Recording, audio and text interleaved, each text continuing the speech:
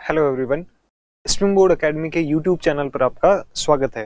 तो आज के इस सेशन के अंदर हम जो टॉपिक डिस्कस करेंगे वो वर्तमान में काफ़ी ज़्यादा चर्चा में है, पॉजिटिव कारणों से भी और किन्हीं और इश्यूज को लेकर के भी। ठीक है, जैसा कि आपको पीछे दिखाई दे ही रहा है। ठीक है, आज हम जो बात करेंगे वो 5G के बारे में बात करेंगे। 5G क्या है, तो सीधे सीधे हम बात करें तो आज के सेशन के अंदर या आज की क्लास के अंदर हम जो चीज़ें डिस्कस करेंगे वो सिविल सर्विसेज के पॉइंट ऑफ व्यू से इम्पोर्टेंट होंगी। इसके अंदर हम टेक्निकल स्पेसिफिकेशंस की भी बात करेंगे, इसके क्या एडवांटेज हैं उनकी बात करेंगे, और इससे संबंधित क्या डिसएडवांटेजेस हो सकते हैं उनके बारे में बात करेंगे और उनका एनालिसिस करेंगे। तो इसके अंदर कुछ भी वो कहते हैं ना कि वैसा वैसा सा नहीं मिलेगा आपको कि कोई तूफानी जानकारी, वैसा सा कुछ नहीं है इसके अंदर। ठीक है, हम सिविल सर्विस एस्पायरेंट के हिसाब से ही इसको डिस्कस करेंगे, एनालाइज करेंगे सिचुएशन को। ठीक है, चलिए तो शुरू करते हैं इसको। देखो, सबसे पहले तो 5G का क्या मतलब है। 5G का शाब्दिक अर्थ जो होता है वो है फिफ्थ जनरेशन। ठीक है, अब ये फिफ्थ जनरेशन किसी भी फील्ड के अंदर हो सकती है, लेकिन हम यहाँ पर जिस 5G की बात कर रहे हैं, फिफ्थ जनरेशन की बात कर रहे हैं, वो मोबाइल नेटवर्क के फील्ड की बात कर रहे हैं हम। ठीक है, चलिए तो 5G क्या है, fifth generation of wireless mobile communication, यानी कि ये वायरलेस मोबाइल कम्युनिकेशन की 5वीं पीढ़ी है। फिर क्या इसके क्या क्या स्टैंडर्ड्स हैं, तो वर्तमान में इसके जो पैरामीटर या जो स्टैंडर्ड्स हैं उनको फाइनलाइज नहीं किया गया है। ठीक है, उनको अंतिम रूप से फाइनल किया जाएगा ITU द्वारा, इंटरनेशनल टेलीकम्युनिकेशन यूनियन द्वारा। ठीक है, लेकिन इसके लिए कुछ बेसिक गाइडलाइन या बेसिक जो स्टैंडर्ड्स हैं उनको अप्रूव किया गया है। ठीक है, कि भाई एटलीस्ट इतना तो इनके अंदर होना ही चाहिए। ठीक है, जो 5G नेटवर्क होगा या 5G टेक्नोलॉजी होगी तो उसके अंदर बेसिकली ये चीजें तो होनी चाहिए।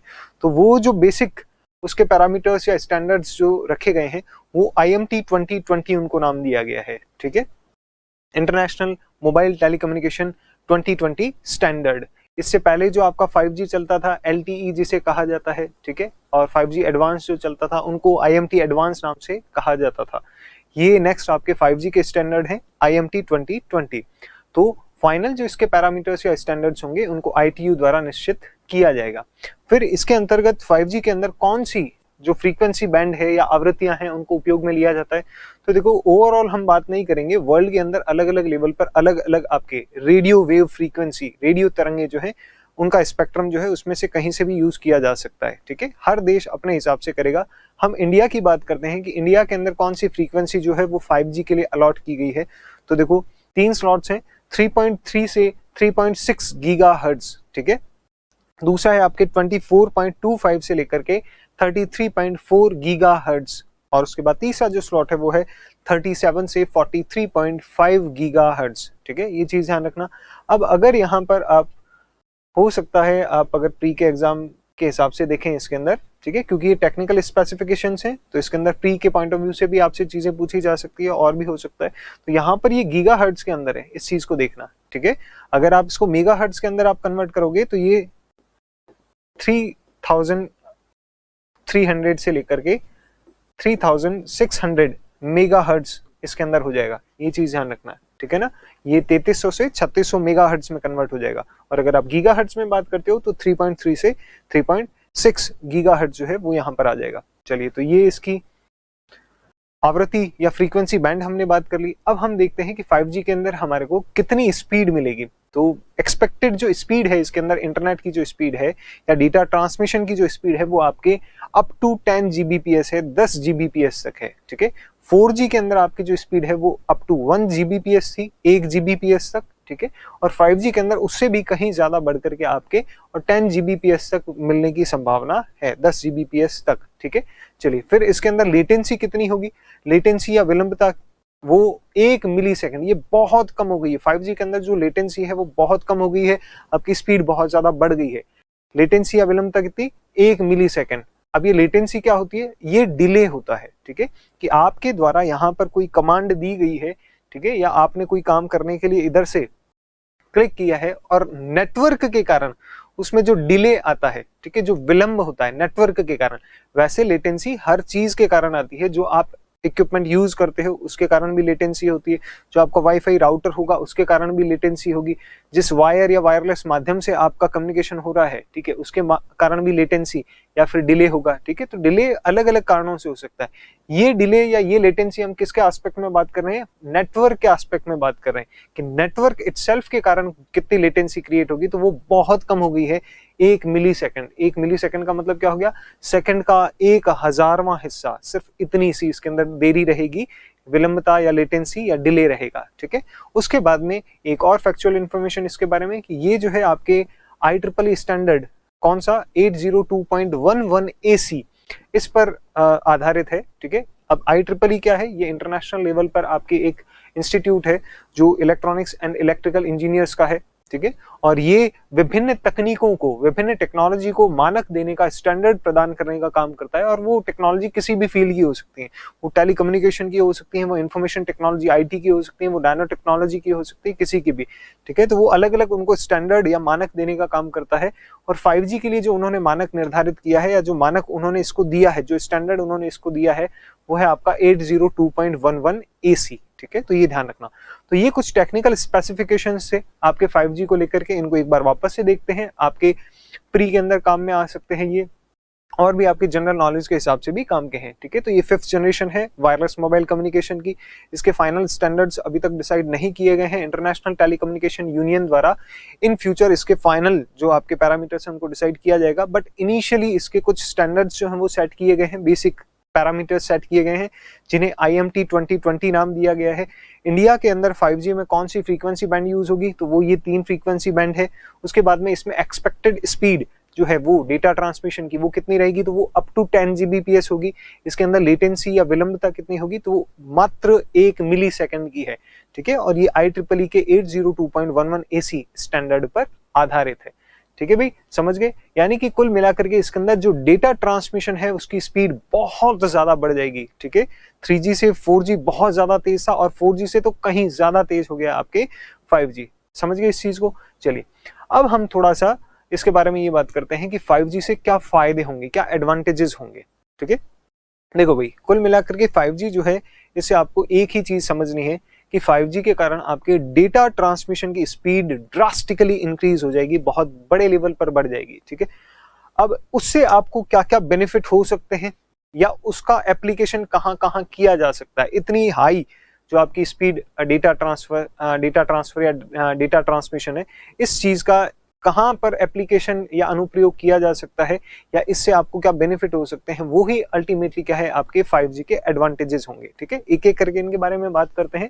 मोस्ट ऑफ आपको इनके बारे में पता ही होगा, और कुछ एक के बारे में मैं आपको थोड़ा सा एक्सप्लेन भी कर दूंगा। चलिए, तो सबसे पहला जो इसका फायदा है वो आपको हाई स्पीड इंटरनेट सर्विस मिलेगी, कि आपको इंटरनेट सेवा जो है वो बहुत अच्छी स्पीड वाली मिलेगी, प्राप्त होगी। आपने देखा ही होगा 2G के अंदर मरा फोन चला करता था, स्पीड, इंटरनेट की स्पीड कुछ ही नहीं होती थी। फिर 3G में थोड़ी ठीक हुई, 4G के अंदर कंपैरेटिवली काफी ठीक होगी। अब 5G के अंदर आपको जो है स्ट्रीमिंग करने की जरूरत नहीं होगी, आपके वो कतन लोडिंग वाला नहीं आएगा, सीधा आपने क्लिक किया और आपका काम जो है वो स्टार्ट हो गया। फिर बात करें तो इसके अंदर आपके लो लेटेंसी रहेगी, बहुत कम विलंबता रहेगी, साथ ही साथ में अल्ट्रा रिलायबल नेटवर्क होगा इसके अंदर, कि अति विश्वसनीय नेटवर्क होगा। कैसे? इसको एक एग्जांपल से समझते हैं। देखो, वैसे तो इंडिया के अंदर इंटरनेट के पैरामीटर्स या इंटरनेट की जो क्वालिटी है वो इतनी बेकार है कि ये जो हम बातें कर रहे हैं ना, ये हमको थोड़ी इमेजिन ही करनी पड़ेगी, ठीक है। क्यों? क्योंकि ऐसी प्रॉब्लम एक्चुअली हमारे यहाँ पर बहुत नॉर्मल है, तो हमको वो समझ में थोड़ा सा कम आएगा, थोड़ा सा इमेजिन आपको करना पड़ेगा कि भाई देखो, होता क्या है कि जब आप बहुत हाई स्पीड पर मोबिलिटी में होते हो या बहुत तेजी से गति कर रहे होते हो, अब इंडिया के अंदर तो हालांकि ऐसी कोई सिचुएशंस है ही नहीं, ठीक है, कि मान लो आप 150 से 200 किलोमीटर पर आवर की गति से आप ट्रेवल कर रहे हो सकता है आप कोई वो कहते हैं एक्सप्रेस वे पर गाड़ी में हो, या फिर आप कोई बुलेट ट्रेन के अंदर सफर कर रहे हो, ठीक है।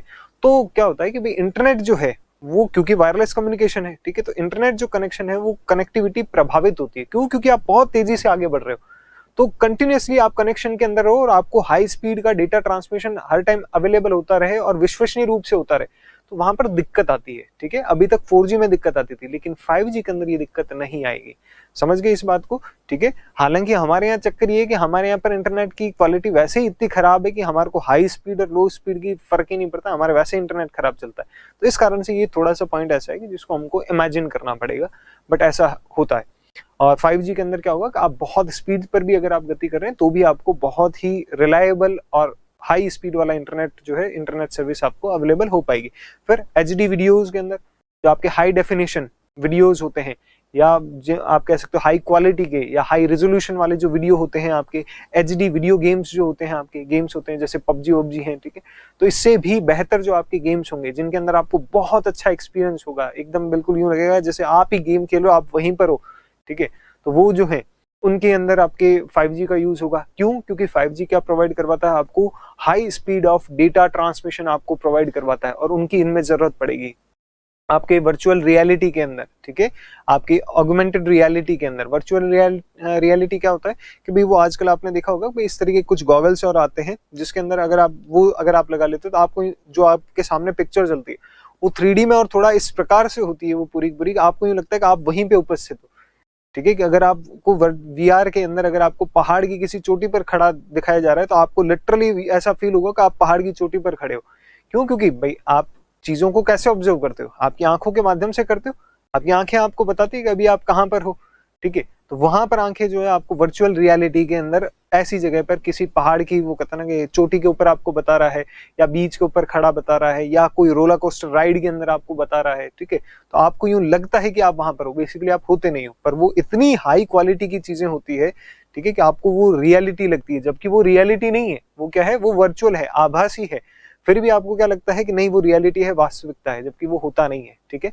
ऑगमेंटेड रियलिटी, जिसमें रियलिटी को काफी ज्यादा वो कहते हैं ऑगमेंट, आवर्धित कर दिया जाता है, आपको लगता है कि नहीं नहीं यार वर्चुअल रियलिटी जैसा ही ये चीज होता है, ठीक है। ये जो दोनों पॉइंट्स हैं इनके अंदर क्या है, आपके डेटा ट्रांसमिशन बहुत हाई लेवल पर होता है। कैसे, इस चीज को समझना कि भाई आपको यूं लगेगा यार कि इसके अंदर 5G का कहाँ रोल है। 5G का रोल यहाँ पर होता है कि देखो 5G क्या है, मैंने आपको बोला कि डेटा ट्रांसमिशन की जो रेट है वो बहुत सिग्निफिकेंटली इंप्रूव हो जाएगी, बहुत तेज हो जाएगी। तो होता क्या है, जितने आपका हाई क्वालिटी का वीडियो होगा या आपका गेम होगा या वर्चुअल रियलिटी होगा, उसके अंदर क्या होगा, पीछे की तरफ आपकी जो डेटा ट्रांसमिशन है वो उतना ही फास्ट होना चाहिए। जैसे मैं गेम की बात करूं, वीडियो गेम के अंदर आपको एक गेम खेलते हो आप, जिसके अंदर आपको बिल्कुल लाइव सा फील आता है कि यार उसके कैरेक्टर बिल्कुल जिंदा लगते हैं आपको, और उनका मूवमेंट आपको बिल्कुल यूं लगता है जैसे इंसानों जैसे, वहां की गाड़ियां, वहां की बिल्डिंग्स आपको बिल्कुल वैसी लगती हैं। तो वो ऐसा क्यों लगता है, क्योंकि उसको उतना ही बेहतर बनाया गया है, उसके पीछे डेटा का फ्लो उतना ही फास्ट हो रहा है। जैसे आपको कोई वहां पर कैरेक्टर जो गेम के अंदर दिख रहा है, ठीक है, वो बिल्कुल इंसान जैसा कब लगेगा, जब उसकी हरकतें बिल्कुल इंसान जैसी होंगी। जैसे अभी मैं बोल रहा हूं तो मेरे मुंह का मूवमेंट, हर जगह का मूवमेंट जो है वो अलग अलग हो रहा है, ठीक है। और वहीं पर अगर आपको एक घटिया क्वालिटी का अगर वहां पर वीडियो या कोई गेम होगा तो उसके अंदर क्या होगा, उसका मूवमेंट सिर्फ और सिर्फ लिप्स का वहां पर दिखाएंगे, जबकि यहाँ पर लिप्स का नहीं होकर के क्या हो रहा है, हर एक छोटे मोटे हिस्से का हो रहा है। तो यहाँ पर जब आप रियलिटी को और ज्यादा ऑगमेंट करते हो, जब आप चीजों को और ज्यादा लाइव करने की कोशिश करते हो, बेहतर करने की कोशिश करोगे, तो क्या होगा, आपको छोटे छोटे बिंदु जो है उनका भी ध्यान रखना पड़ेगा, यानी कि डेटा ट्रांसमिशन वहां पर बढ़ जाएगा। इसीलिए आप देखते हो जब आप पबजी वबजी खेलते हो ना, ठीक है, तो आपके फोन जो है ना वो हीट होने लग जाते हैं। क्यों? क्योंकि भयंकर लेवल पर या बहुत हाई लेवल की जो आपकी प्रोसेसिंग हो रही होती है मोबाइल के अंदर, और जिसके कारण आपका मोबाइल जो है वो हीटअप होने लग जाता है। समझ गए भाई? ठीक है। आर्टिफिशियल इंटेलिजेंस जो है उसके अंदर इसका यूज किया जाएगा। इंटरनेट ऑफ थिंग्स जो है इनके अंदर 5G का यूज होगा, एक्सटेंसिवली यूज होगा, ये ध्यान रखना। 5G के कारण ही ये दोनों जो है ये पॉसिबल हो पाएंगे और मानव जीवन के अंदर ये अपनी इंपॉर्टेंट रोल जो है ये प्ले कर पाएंगे। आर्टिफिशियल इंटेलिजेंस या कृत्रिम बुद्धिमत्ता क्या होता है, इस पर अपन ऑलरेडी वीडियो बना चुके हैं, आप उसको देख सकते हो। ठीक है। इंटरनेट ऑफ थिंग्स क्या होता है, इस पर भी अपन वीडियो बना चुके हैं। ठीक है। बट ब्रीफली यहाँ पर देख लेते हैं। आर्टिफिशियल इंटेलिजेंस क्या है, कृत्रिम बुद्धिमत्ता क्या होता है, कि जब मशीन्स को आप इंसानों के तरह सोचने और समझने की क्षमता उनके अंदर डेवलप कर देते हो, तो ये क्या है, आर्टिफिशियल इंटेलिजेंस। की जो इंटेलिजेंस ह्यूमंस के अंदर है वो आप मशीन्स के अंदर डेवलप कर रहे हो। ठीक है। और न केवल वो इंटेलिजेंस, उसके द्वारा क्या होता है कि भाई वो डिसीजन बेहतर ले पाते हैं, इंसानों जैसे के जैसे काम करते हैं। पहली चीज तो मशीन जो है वो इंसानों जैसा काम करेगी, साथ ही साथ में वो अपने एनवायरनमेंट के साथ में इंटरेक्ट करेगी, जैसे आप और हम करते हैं, इंटरेक्ट कर सकेंगी। और जो रिजल्ट आ रहा है, ठीक है, जो काम करते हैं तो जो परिणाम आता है उससे वो वापस से फीडबैक लेंगी, और फीडबैक लेकर के नेक्स्ट टाइम अपना जो काम होगा उसको और ज्यादा बेहतर करेंगे या इंप्रूव करेंगे। यही हम ह्यूमन करते हैं। ठीक है। तो सेम सारी की सारी चीजें जो है वो आप कहां पर डेवलप कर दोगे, मशीन्स के अंदर डेवलप कर दोगे। ये क्या कहलाता है, आर्टिफिशियल इंटेलिजेंस। ठीक है। अब देखो आर्टिफिशियल इंटेलिजेंस के अंदर डेटा ट्रांसमिशन कहां से इंपॉर्टेंट हो गया, बिल्कुल देखो इस चीज को समझो कि हम क्या कर रहे हैं ह्यूमंस जैसी कैपेबिलिटी जो है वो मशीन्स के अंदर डेवलप करना चाह रहे हैं। ह्यूमन के अंदर एक टाइम के अंदर कितनी ज्यादा डेटा ट्रांसमिट हो रहा है अंदर, आप इस चीज को समझना। अभी मैं जब आपको ये बात समझा रहा हूँ या मैं पढ़ा रहा हूँ, आप इस वक्त देखना मेरा शरीर क्या क्या काम कर रहा है, ठीक है। मेरा शरीर संतुलन बनाने का भी काम कर रहा है, चीजों को मेरे को सुनने का काम कर रहा है। मेरा माइंड जो है वो हार्ट को बीट भी करवा रहा है, ठीक है। ब्लड पंप हो रहा है पूरे के पूरे बॉडी के अंदर, ठीक है। मेरा इम्यून सिस्टम काम कर रहा है, अभी भी काम कर रहा है, इम्यून सिस्टम शटडाउन तो है नहीं, ठीक है। मेरे हाथ काम कर रहे हैं, मेरा ब्रेन जो है नेक्स्ट लाइन मेरे को क्या बोलनी है वो कहता है ना वो सोच रहा है। मेरी आंखें जो है वो अपने सारी चीजें ऑब्जर्व कर रही। तो इतनी सारी चीजें एक साथ चल रही हैं, यानी कि बहुत बड़े लेवल पर जो है न्यूरॉन्स के अंदर डेटा का ट्रांसमिशन हो रहा है, बहुत बड़े लेवल पर। तो वो सेम चीज मशीन्स में करनी पड़ेंगी आपको। और जब आप इतने बड़े लेवल पर मशीन्स के अंदर डेटा ट्रांसमिट करोगे तो ऑब्वियसली आपको किसकी जरूरत पड़ेगी, आपको एक हाई स्पीड नेटवर्क की जरूरत पड़ेगी। तो वो कौन सा है, 5G। इंटरनेट ऑफ थिंग्स क्या होता है, जब विभिन्न थिंग्स को, विभिन्न वस्तुओं को, भौतिक वस्तुओं को इंटरनेट के माध्यम से आपस में जोड़ दिया जाता है तो उसे कहा जाता है इंटरनेट ऑफ थिंग्स, ठीक है। जिससे क्या कर सकते हो आप भाई, वो मशीन्स या तो आपस में इंटरेक्ट कर सकेंगी या फिर क्या होगा कि आप दूर से बैठ करके भी उन मशीन्स को कंट्रोल कर सकोगे। ये दोनों चीजें हो जाएंगी, ठीक है। तो उसके अंदर भी क्या होगा, आपके 5G की जरूरत पड़ेगी। फिर टेलीमेडिसिन, रिमोट सर्जरी, इनके अंदर आपको जरूरत पड़ेगी 5G की। टेलीमेडिसिन मतलब कि दूर से ही, दूरस्थ चिकित्सा जिसे कहा जाता है, ठीक है, वो हो गया। रिमोट सर्जरी क्या हो गया कि सुदूर स्थित किसी क्षेत्र के अंदर भी आप दूर से बैठ करके भी सर्जरी या ऑपरेशन करवा पा रहे हो। कि न्यूयॉर्क के अंदर बैठा हुआ कोई डॉक्टर जो है वो जयपुर के अंदर बैठे किसी पेशेंट का रोबोट की सहायता से, ठीक है, ऑपरेशन कर दे। क्योंकि वो वहां पर जिस तरीके की हरकत करेगा, यहाँ पर रोबोट जो है वो उससे उसी नेटवर्क के थ्रू जुड़ा हुआ होगा। तो जो डॉक्टर वहां पर जिस तरीके का काम कर रहा है, जिस तरीके से हाथ का मूवमेंट कर रहा है, वो रोबोट एग्जैक्टली वैसा यहाँ पर करेगा। अब सोच करके देखो, बीच में मान लो नेटवर्क इतनी सी देर के लिए भी मिस हो गया तो हो गया ना, उसका तो कल्याण हो गया, पेशेंट का हो गई उसकी तो सर्जरी, हमेशा के लिए सर्जरी होगी उसकी, ठीक है। तो वहां पर आपको क्या चाहिए, हाई स्पीड वाला रिलायबल डेटा ट्रांसमिशन चाहिए। वो कौन प्रोवाइड करवाता है, 5G करवाता है। फिर हम बात करें कि आपका high quality real time data analytics जो है वो, अब ये क्या होता है, इसको एक एग्जांपल के थ्रू अपन समझते हैं, ठीक है। कि रियल टाइम के अंदर जो आपको डेटा मिल रहा है, जो फीड मिल रही है, उसको तुरंत एनालाइज किया जाए और उससे कुछ वो कहते हैं ना इन्फॉर्मेशन निकाली जाए, वैल्यूएबल इन्फॉर्मेशन निकाली जाए, ठीक है। तो इसके लिए आपको क्या करना पड़ेगा, बहुत बड़े लेवल पर डेटा जो है उसको प्रोसेसिंग करनी पड़ेगी, उसका ट्रांसमिशन करना पड़ेगा। जैसे इसका एग्जांपल लेते हैं अपन, मान लो जो हमारी इंटेलिजेंस एजेंसीज है उनको एक सूचना मिलती है कि एक टेररिस्ट जो है वो जयपुर के अंदर घुसा है, ठीक है। और वो जयपुर का जो भीड़ भाड़ वाला एरिया है उसके अंदर है और वो कहते हैं ना कि वो यहाँ पर बम विस्फोट करने वाला है अगले 1 घंटे के अंदर अंदर, ठीक है। और उनके पास में उसकी फोटो है टेररिस्ट की कि भाई ये व्यक्ति है। अब आप वहां पर अगर वो कहते हैं ना जाग करके लोगों को वो भगदड़ वो करोगे तो लोगों में भगदड़ मच जाएगी, ठीक है। इसके बजाय क्या किया जाएगा कि आपने क्या किया, सिस्टम के अंदर वो फोटो फीड कर दी, ठीक है। और कैमरा, जो सीसीटीवी कैमरा यहाँ वहां सारी जगह पर लगे हुए थे, ठीक है, आपके वॉल्ड एरिया के अंदर या जहां पर भी आपको सूचना मिलती है वहां पर, उन कैमरा के अंदर आपने इस लेवल का सिस्टम इंस्टॉल कर रखा है और उसको आपने 5G नेटवर्क से जोड़ रखा है। तो अब क्या होगा कि वहां से जितने भी लोग गुजर रहे हैं, सीसीटीवी कैमरा क्या करेगा, एक टाइम में उस फ्रेम में 50 लोग गुजर रहे होंगे, लेकिन वो रियल टाइम के अंदर उन 50 लोगों का ही फेस जो है उसको रिकॉग्नाइज करेगा, उसको मैच करेगा, ठीक है, कि ये टेररिस्ट वाले जो फेस से मैच कर रहा है कि नहीं कर रहा है। और अगर वो मैच कर गया तो वो तुरंत उधर से जो है वो अलर्ट कर देगा उनको, ठीक है। तो ये रियल टाइम के अंदर इतने बड़े लेवल पर डेटा का जो है वो आप प्रोसेसिंग और ट्रांसमिशन हो रहा है। वहां पर कोई एक सीसीटीवी कैमरा तो है नहीं, ठीक है, वहां पर 50 सीसीटीवी कैमरा होंगे, सारे के सारे काम कर रहे हैं और एक सीसीटीवी कैमरा में 1 सेकंड के अंदर 50 लोग जो हैं वो वहां पर सामने हैं, ठीक है। और उनको सबको एनालाइज करना है। तो वहां पर आपको किसकी जरूरत पड़ेगी, 5G की जरूरत पड़ेगी। हम बात करते हैं स्मार्ट सिटीज की। ये हमारे यहाँ पर स्मार्ट सिटी मिशन चल रहा है, ठीक है। स्मार्ट सिटीज को डेवलप करेंगे जहां पर आपके ट्रैफिक कंट्रोल ऑटोमेटिक होगा, जहां पर आपके वेस्ट जो कलेक्शन है वो प्रॉपरली होगा, वहां पर प्रॉपर इंटरनेट की सुविधाएं होंगी सभी को, ठीक है, जहां पर ई गवर्नेंस प्रॉपरली होगा। तो इन सब के लिए किसकी जरूरत पड़ेगी, आपको जरूरत पड़ेगी 5G की, ठीक है। फिर बात करते हैं इमरजेंसी सिचुएशंस होती हैं, डिजास्टर मैनेजमेंट, आपदा प्रबंधन की जो परिस्थितियां होती हैं, पब्लिक सेफ्टी से रिलेटेड जो चीजें होती हैं, उनके अंदर भी कई बार आपको जो है वो बहुत बड़े लेवल पर डेटा का ट्रांसमिशन करना पड़ता है, ठीक है, डेटा की प्रोसेसिंग करनी पड़ती है। वहां पर कौन हेल्पफुल होगा आपके? अगेन 5G होगा। तो कुल मिलाकर के 5G का बहुत एक्सटेंसिवली वो कहते हैं ना कि यूज है, एप्लीकेशन है, और इसके बहुत सारे एडवांटेजेस हैं, बहुत सारे फायदे हैं, ठीक है। तो ये सारी चीजें आपको समझ में आई गई होंगी। तो ये तो बात हुई 5G के बारे में कि 5G टेक्नोलॉजी बेसिकली उसकी कुछ टेक्निकल स्पेसिफिकेशंस क्या हैं और उसके क्या क्या एडवांटेजेस हैं, हमारे को क्या क्या लाभ हैं, फायदे हैं, क्या इससे जुड़े हुए कोई नुकसान भी है, उसके बारे में बात करते हैं। और उन्हीं नुकसानों से जुड़ी भी एक कंट्रोवर्सी या एक विवाद वर्तमान में चल रहा है, और वो क्या है कि जूही चावला जो हमारे यहाँ पर एक रिनोन अभिनेत्री हैं, एक्ट्रेस हैं, उन्होंने 5G ट्रायल के अगेंस्ट हाई कोर्ट के अंदर एक याचिका दायर कर दी है, पिटिशन फाइल करी है। उन्होंने ये बोला है कि भाई साहब 5G ट्रायल जो है, 5G टेक्नोलॉजी के जो ट्रायल्स चल रहे हैं, उन ट्रायल्स को रोका जाए, ठीक है। और उसके पीछे उन्होंने क्या क्या बातें करी है, क्या बातें कही है, तो उन्होंने कहा कि भाई देखो 4G के अंदर बहुत बड़े लेवल पर आपके क्या बोलते हैं ये रेडिएशन फैल रहा था, और 5G में तो उससे भी कई गुना ज्यादा जो है, कई हजार गुना, कई 100 गुना ज्यादा जो है वो रेडिएशन फैलेगा। तो 24/7 एक्सपोजर रहेगा रेडिएशन के लिए, ह्यूमंस का, ठीक है, बर्ड्स का, एनिमल्स का, इन सब का, तो उनको नुकसान होगा।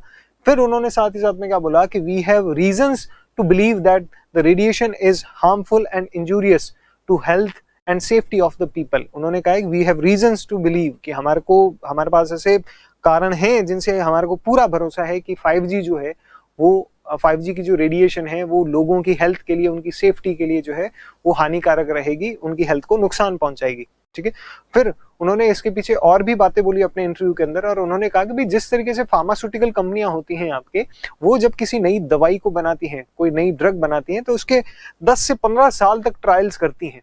अब ये उनका कहना था, हालांकि ट्रायल्स जो है वो 3 to 5 ईयर्स चलते हैं, ठीक है, और कई बार लंबे भी चलते हैं, वो भी है अपनी जगह, बट कि 10 to 15 ईयर्स जो है वो अपने ये ट्रायल करती हैं, और यहाँ पर, और उसके बाद में उसको मंजूरी मिलती है पूरी तरीके से, ठीक है। और यहाँ पर तुमने क्या किया है कि 5G के वो कहते हैं कि बिल्कुल इंस्टेंटली हाँ लो करो, इसके ट्रायल शुरू कर दो, और उसके बाद में इसको कहते हैं यूज करना शुरू कर दो। अरे पहले इसका असेसमेंट तो कर लो, किससे क्या हानिकारक प्रभाव पड़ेंगे, क्या होगा, ये सारी चीजें, ठीक है।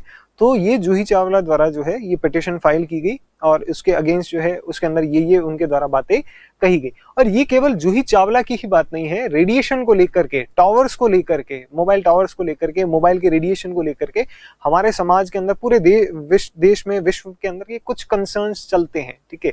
और वो कंसर्न्स क्या है, एक बार उनको देख लेते हैं कि, और आपने भी ये सुने होंगे या आपके मन में भी होंगे कि भाई ऐसा माना जाता है कि यार कि इतना रेडिएशन है तो इसके कारण क्या है कि भाई कैंसर जैसी समस्याएं जो है वो हमारे को देखने को मिल सकती हैं, स्किन की जो प्रॉब्लम्स हैं या स्किन रिलेटेड जो डिजीज हैं वो हमारे को देखने को मिल सकती हैं, प्रेग्नेंट लेडी जो होती है उन पर हानिकारक प्रभाव पड़ता है, उनका जो बेबी होता है प्रेग्नेंट लेडी का, उसके ऊपर हानिकारक प्रभाव पड़ता है, और साथ ही साथ में पक्षी और कीट पतंगे जो हैं, जो इनके लिए सेंसिटिव होते हैं रेडिएशन के लिए, उन पर हानिकारक प्रभाव पड़ता है। तो ऑल एंड ऑल बात ये कही गई है कि भाई ये ह्यूमंस के लिए और एनवायरनमेंट के लिए क्या है, काफी हार्मफुल साबित होंगी। ये रेडिएशन का जो लेवल है इतना ज्यादा जो बढ़ गया है, ये हार्मफुल होगा, ठीक है। तो ये कुल मिलाकर के 5G से रिलेटेड, या आप ये कह सकते हो रेडिएशन से रिलेटेड कुछ कंसर्न्स हैं।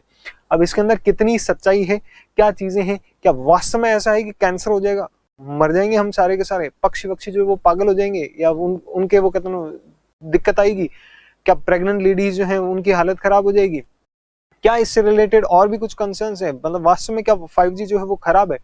तो इस तरीके की जो चीजें हैं, इस तरीके की जो बातें हैं, ठीक है, वो चलती हैं।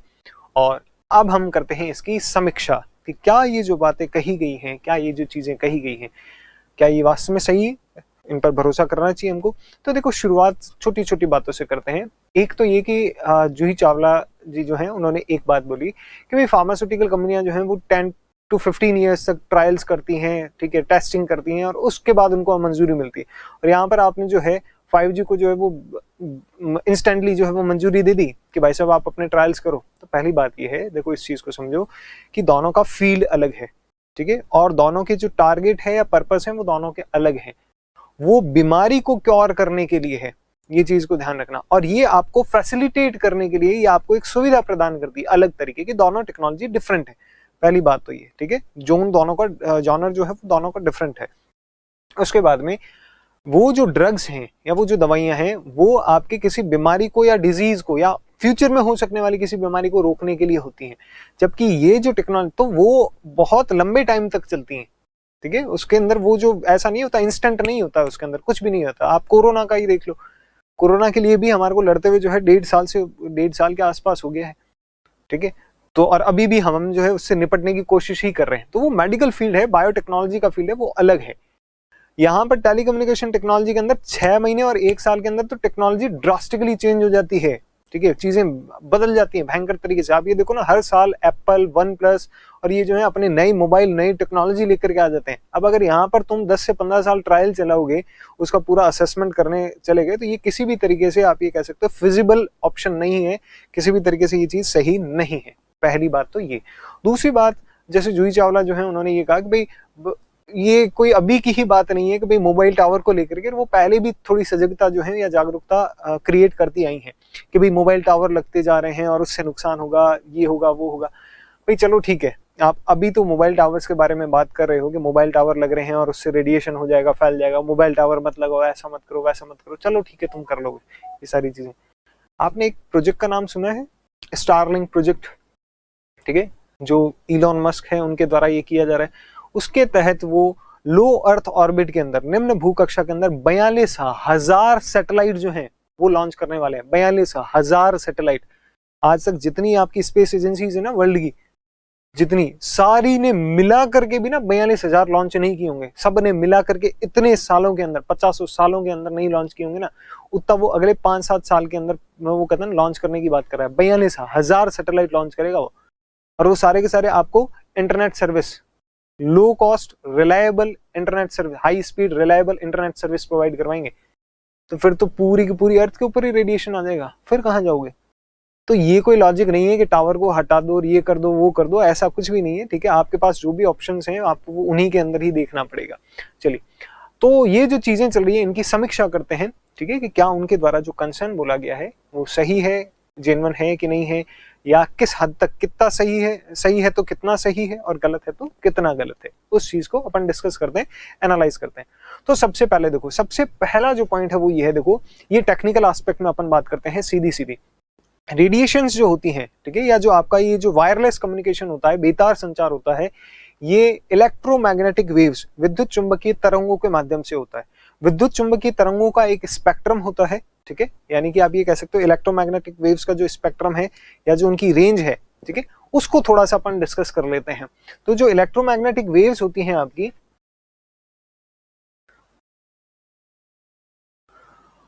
वो एक्चुअली देखना, उसके अंदर सबसे पहले आती हैं आपके रेडियो वेव्स, रेडियो तरंगे। उसके बाद आती हैं आपके माइक्रोवेव्स, सूक्ष्म तरंगे। उसके बाद आती है आपके इंफ्रारेड वेव्स, अवरक्त तरंगे। उसके बाद आती है आपके दृश्य प्रकाश या फिर विजिबल रेज। उसके बाद आती है आपके अल्ट्रावायलेट रेज यानी पराबैंगनी तरंगे। उसके बाद आती है आपके एक्स रे। उसके बाद आती है आपके गामा रे, गामा तरंगे। और उसके बाद में आती है आपके कॉस्मिक रेज, कॉस्मिक रेडिएशन। तो ये पूरा का पूरा क्या है, आपका विद्युत चुंबकीय तरंगों का स्पेक्ट्रम है। सबसे नीचे उसमें कौन सी आती है, ये जो इस तरीके से आप बढ़ता देख रहे हो, इस तरफ जैसे जैसे आप बढ़ते जाओगे, उनकी फ्रीक्वेंसी और एनर्जी इन वेव्स की या तरंगों की जो आवृत्ति है और ऊर्जा है वो बढ़ती जाएगी, ये ध्यान करना। तो सबसे कम आवृत्ति या सबसे कम ऊर्जा वाली कौन सी होती है, रेडियो तरंगे, रेडियो वेव्स, रेडियो फ्रीक्वेंसी। उसके बाद आती है आपके सूक्ष्म तरंगे, माइक्रोवेव्स। उसके बाद आती है आपके ये इंफ्रारेड वेव्स, अवरक्त तरंगे। उसके बाद आता है आपका दृश्य प्रकाश, विजिबल रेज। उसके बाद आती है अल्ट्रावायलेट रेज आपकी, ठीक है, पराबैंगनी तरंगे। उसके बाद आती है एक्स तरंगे।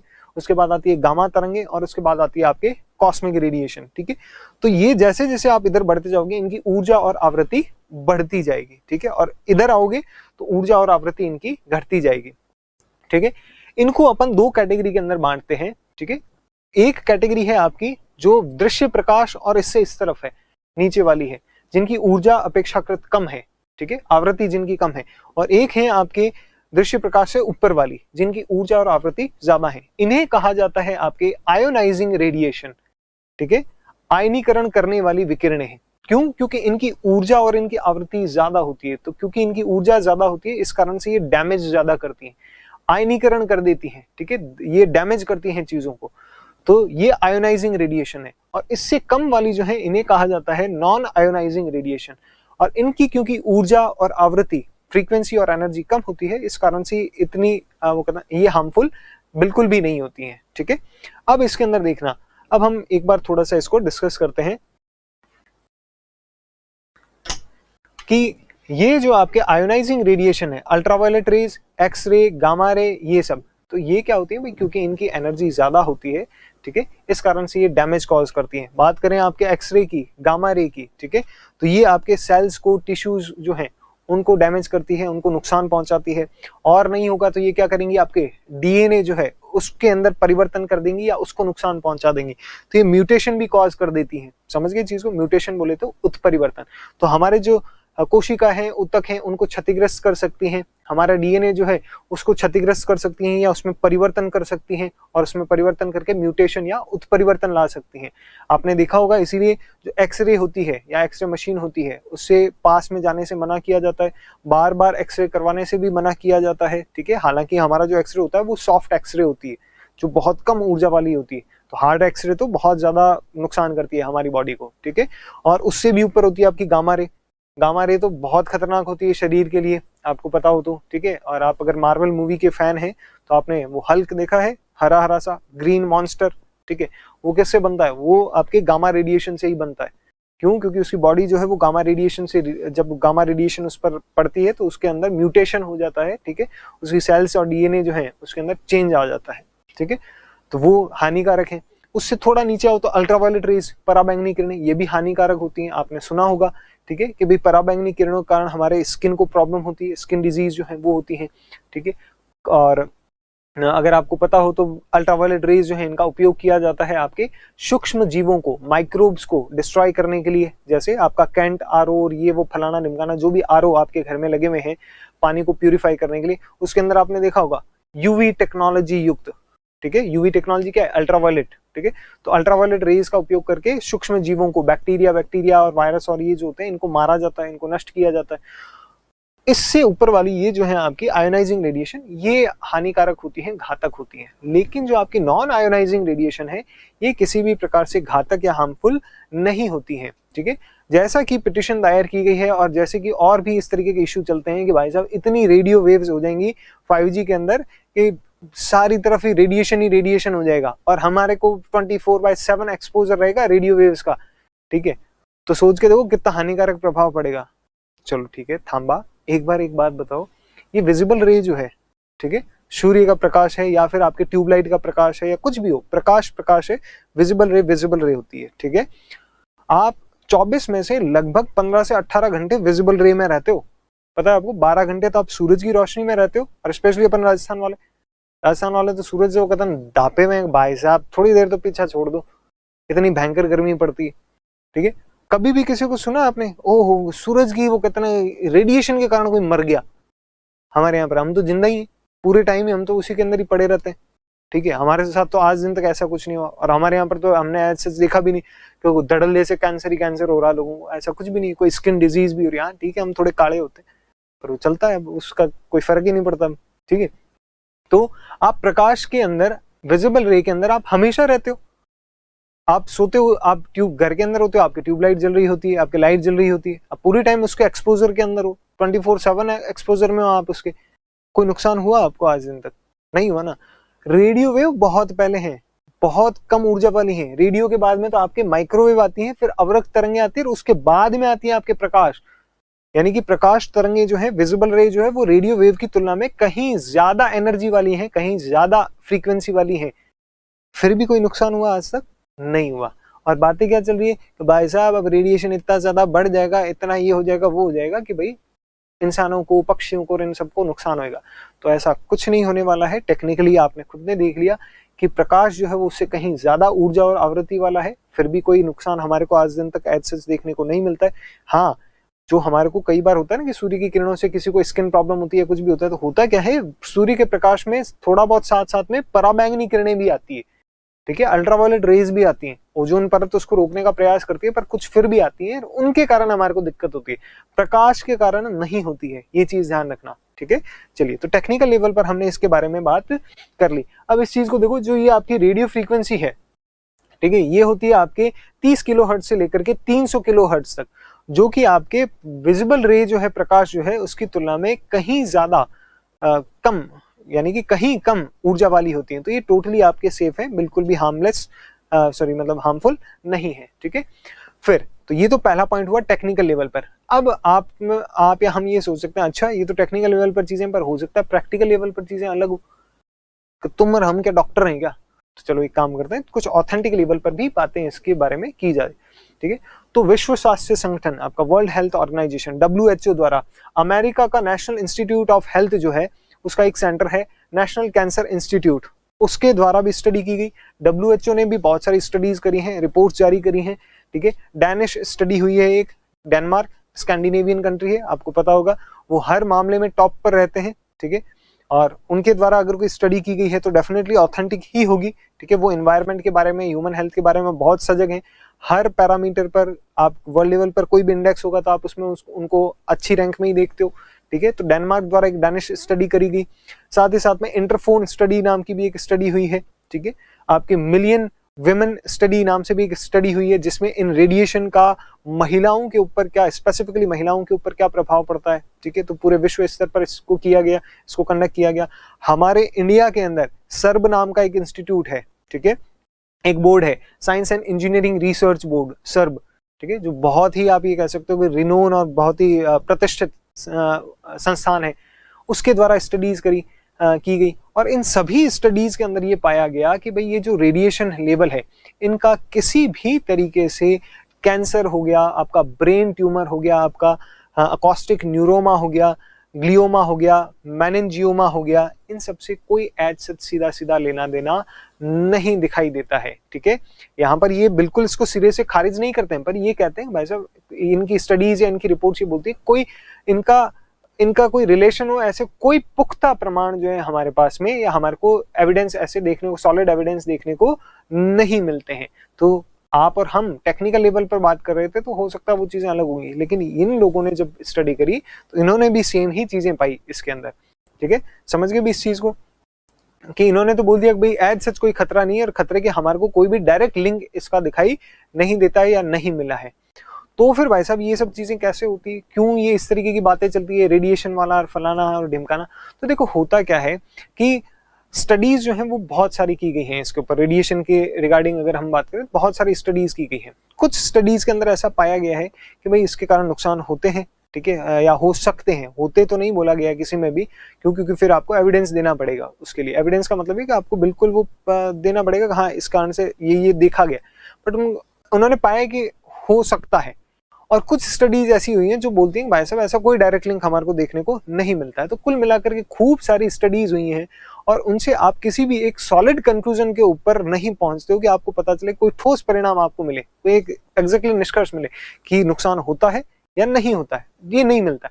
एक मिला जुला सा वो कितना आपको रिस्पॉन्स या कंक्लूजन मिलता है। तो कुल मिलाकर के चीजें या स्थिति जो है वो अनक्लियर है। अब अनक्लियर है तो इसी का ही क्या होता है कि इसी को ही यूज किया जाता है, इसी सिचुएशन को यूज किया जाता है कि विभिन्न जो एनजीओ या एक्टिविस्ट होते हैं आपके, वो क्या करते हैं कि वो उन स्टडीज को उठाते हैं जो उनके पर्पस को फुलफिल करती हो, कि भाई जिसके अंदर ये कहा गया हो कि भाई ये जो रेडिएशन लेवल है ये नुकसान पहुंचाता है, ह्यूमन हेल्थ को नुकसान पहुंचाता है या एनवायरनमेंट को नुकसान पहुंचाता है, और वो उन्हीं स्टडीज के बेसिस पर क्या कर देते हैं, प्रोटेस्ट करना शुरू कर देते हैं, या फिर केस दायर कर देते हैं, या न्यायालय के अंदर ये आपके पिटिशन फाइल कर देते हैं। ठीक है, और वहीं पर दूसरी ऐसी बहुत सारी स्टडीज होंगी जिनके अंदर ये भी बताया गया नहीं ये हार्मफुल नहीं है, लेकिन वो लोग क्या करते हैं, उसको नजरअंदाज कर देते हैं। ठीक है, अब ऐसा केस जो है ये सिर्फ बातों की बातें नहीं है भाई, स्टडीज वाला ये जो वो कहता है ना पूरा का पूरा ये जुलम जाल है, ये ऐसा नहीं है कि सिर्फ इन्हीं को एनजीओ एक्टिविस्ट या वो कहते हैं अपनी गवर्नमेंट इन्हीं को ही झेलना पड़ता है, ऐसा नहीं। ये आप और हम भी देखते हैं, ये मेरे साथ हुआ है, आपने देखा होगा, मेरे साथ बहुत पहले ऐसा हुआ था, आपने भी नोटिस किया होगा ये चीज, कि एक दिन मैंने अखबार के अंदर पढ़ा कि भाई कॉफी पीने के क्या फायदे होते हैं, और इतने फायदे उसके अंदर गिना रखे थे और उन्होंने बकायदा वो क्या होता है किसी एक स्टडी का नाम बताता है कि भाई फलानी फलानी विदेश की, इंडिया की नहीं, ताकि वो लगे फील आएगा हाँ ऑथेंटिक है। तो विदेश की किसी वो कहता है स्टडी का वो बताते कि इस स्टडी में, इस रिसर्च के अंदर ये पाया गया कि कॉफी पीने वाले लोग जो वो ज्यादा जीते हैं, वो ऐसे हेल्दी रहते हैं, अटेंटिव रहते हैं, वो कहते ना ये वो फलाना ढिमकाना। तो अब जो आदमी वो कहते ना चाय पीता हो या कोई और ड्रिंक पीता हो, तो वो आकर्षित होगा कि यार चाय की एसएससी करवाए, चाय अपने तो कॉफी पियेंगे, ठीक है। यानी कुल मिलाकर के वो कॉफी के पक्ष में माहौल बनाते हैं।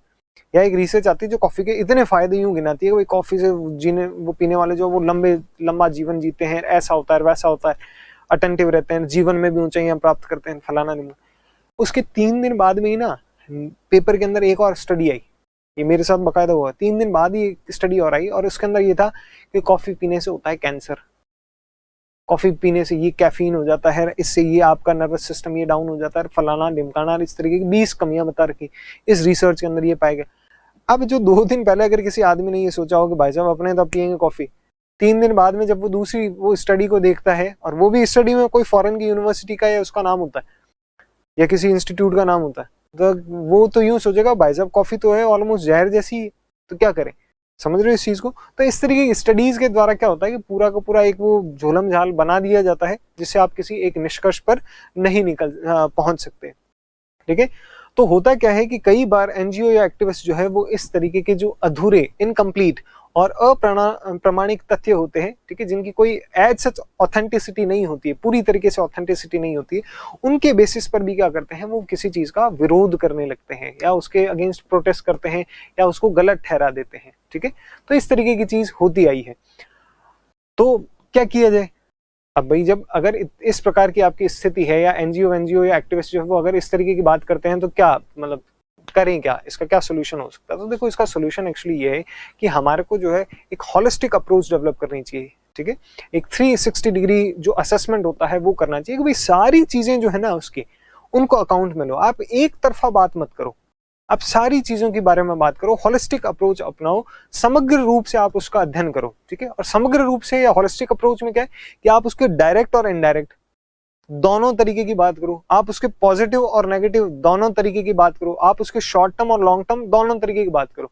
आप अपने वो कहते हैं ना फायदे के हिसाब से सिर्फ एक चीज मत उठा लो, सिर्फ डायरेक्ट वाले इंपैक्ट उठा लिए, सिर्फ इनडायरेक्ट वाले इंपैक्ट उठा लिए, सिर्फ शॉर्ट टर्म उठा लिए या सिर्फ लॉन्ग टर्म उठा लिए, या सिर्फ पॉजिटिव रख दिए। ऐसा होता है आज के टाइम में, यही हो रहा है, ठीक है, कि बातें सब फैक्ट्स पे करते हैं। आज के मीडिया के अंदर आप देखोगे बातें सब फैक्ट्स पे कर रहे हैं, पर पता है चालाकी क्या कर रहे हैं, फैक्ट्स एक तरफा दिखाए जा रहे हैं। जो इसके पक्ष वाले हैं वो सिर्फ पक्ष वाले फैक्ट दिखाएंगे। वर्तमान समय में कोरोना टाइम में यही चल रहा है, ठीक है, कि जब आप वो कहते हैं ना कि अपनी जैसे किसी भी लेवल पर बात करें तो 2 चीजें होती है, एक होते हैं आंकड़े, इंडिया के संदर्भ में देखना गेम कैसे खेला जाता है, एक होते हैं आंकड़े आपके डेटा, और एक होती है आपके परसेंटेज, ठीक है। तो भारत के अंदर बीजेपी या जो दूसरी आपकी वो कहते हैं सत्ता या सत्ताधारी जो सरकार वाली पार्टियां होती है, वो क्या करती है, वो आंकड़े दिखाती है कि भाई साहब हमने इतने लोगों को वैक्सीन लगा दी है जो दुनिया के अंदर इन सबसे ज्यादा है, ठीक है, और अपनी पीठ थपथपाएंगे। वहीं पर उनकी बैशिंग करने वाले क्या करेंगे कि भाई साहब इंडिया की वो कहते हैं ना सिर्फ 15% लोगों को, सिर्फ 20% लोगों को जो है वो वैक्सीन लगी है अभी तक, जबकि यूएई के अंदर 100% हो गया है, वहां पर 100% हो गया है, ठीक है, और वो गवर्नमेंट को क्रिटिसाइज करते हैं। तो गलत कौन है? गलत कोई भी नहीं है, दोनों फैक्चुअल तरीके से सही लिख रहे हैं, बस वो कहते हैं ना उनका प्रस्तुत करने का तरीका अलग है। तो इस कारण से जो है वो थोड़ी सी इस तरीके की चीजें क्रिएट हो जाती है। तो हमारे को क्या है, होलिस्टिक अप्रोच रखनी है जिसके अंदर आप सकारात्मक, नकारात्मक, direct, indirect, short term, long term सब तरीके का असेसमेंट करते हो, पूरा असेसमेंट करते हो, और उसके बाद में आप देखते हो कि अगर उसके पॉजिटिव्स ज्यादा हैं तो आप उसको अपना लोगे, और अगर उसके नेगेटिव्स ज्यादा हैं तो आप उस चीज को खारिज कर दोगे, ठीक है। तो ये असेसमेंट होना जरूरी है, सिर्फ आधा अधूरा असेसमेंट नहीं, आधे अधूरे फैक्ट्स नहीं, वो नहीं चलेंगे। तो जिस तरीके से 5G के बारे में या इनके बारे में ये बात कही जा रही है कि भाई रेडिएशन हो जाएगा, इससे ये हो जाएगा, वो हो जाएगा, तो वो नेगेटिव चीजें रखी जा रही है। अब हम उसकी कुछ पॉजिटिव चीजों की बात करते हैं, कुछ उसके सकारात्मक बिंदु जो आपके सामने नहीं रखे गए, हम उनको थोड़ा सा डिस्कस करते हैं, जो अप्रत्यक्ष उसके प्रभाव है उनके बारे में भी बात करते हैं। देखो सबसे पहला 5G आएगा तो आपके इंटरनेट ऑफ थिंग्स आएगा, आपके आर्टिफिशियल इंटेलिजेंस आएगा, और आर्टिफिशियल इंटेलिजेंस का और इंटरनेट ऑफ थिंग्स जो है इसी का ही एक उदाहरण मैं आपके सामने रखता हूँ, वो है ड्राइवरलेस कार, या आप ये कह सकते हो ऑटो पायलट कार, ठीक है। जो जिस गाड़ी के अंदर क्या होता है, जैसे टेस्ला वाली है, आप लोगों को थोड़ा बहुत अगर आप अवेयर हो तो आपको पता होगा, जिसके अंदर वो गाड़ी अपने आप ही चलती है, ठीक है। वो इंटरनेट के थ्रू, सैटेलाइट के थ्रू जुड़ी हुई होती है, उसमें रेडार सिस्टम और वो सारे होते हैं, जिसके कारण से आगे कोई व्यक्ति चल रहा है, गाड़ी चल रही है, इधर उधर लेन चेंजिंग, सारा का सारा उसके अंदर सिस्टम जो है, कंप्यूटर सिस्टम जो है, वो अपने रेडार, सेंसर्स और इंटरनेट के माध्यम से सारा वो काम खुद से कर लेता है, ठीक है। तो ड्राइवरलेस कार के बारे में या फिर ऑटो पायलट कार के बारे में आपको भी आइडिया होगा। अब इस चीज के अंदर देखना भाई, हालांकि वो ड्राइवरलेस नहीं होती, वो ऑटो पायलट मोड जो है वो ड्राइवर को असिस्ट करने के लिए होता है। वो इसलिए नहीं है कि आदमी गाड़ी छोड़ दे। टेस्ला का खुद का ऑफिशियल ये स्टेटमेंट है कि भाई वो खुद से गाड़ी नहीं चलेगी, वो सिर्फ ड्राइवर को असिस्ट करने के लिए। अब देख, और वो 5G टेक्नोलॉजी के कारण संभव हो पाएगा आम व्यक्ति के लिए। इस चीज को समझना, इससे क्या होगा पता है, इससे ये होगा कि गाड़ी चलाते वक्त मान लो किसी को हार्ट अटैक आ गया, ठीक है, या फिर मान लो किसी को झपकी आ गई, तो क्या होगा, गाड़ी एकाएक लेन चेंज कर लेती है तो एक्सीडेंट हो जाएगा, या वो खुद गाड़ी पलट जाएगी और उस व्यक्ति की मृत्यु हो जाएगी। लेकिन अगर आपके पास उसके अंदर ऑटो पायलट है, आर्टिफिशियल इंटेलिजेंस है, वो कहते हैं थैंक यू टू 5G, तो अगर वो है तो वो गाड़ी को संभाल लेगी और व्यक्ति की मृत्यु नहीं होगी। तो जान बचा ली आपने, एक व्यक्ति की जान बचाना भी अपने आप में पूरी मानवता की जान बचाना है। किया ना 5G ने, किसके कारण हुआ, 5G के कारण हुआ। और बात करते हैं टेलीमेडिसिन की, बात करते हैं हम, ठीक है, जो आपके दूरस्थ चिकित्सा है, रिमोट सर्जरी की बात करते हैं। गांव के अंदर, सुदूर गांव के अंदर मान लो किसी व्यक्ति को कोई कॉम्प्लिकेटेड प्रॉब्लम आ जाती है और उसके पास इतना टाइम नहीं है कि उसको उस एक्सीलेंस सेंटर के ऊपर या किसी बड़े हॉस्पिटल तक लाया जा सके, या लाएंगे तब तक उसकी मृत्यु हो जाएगी।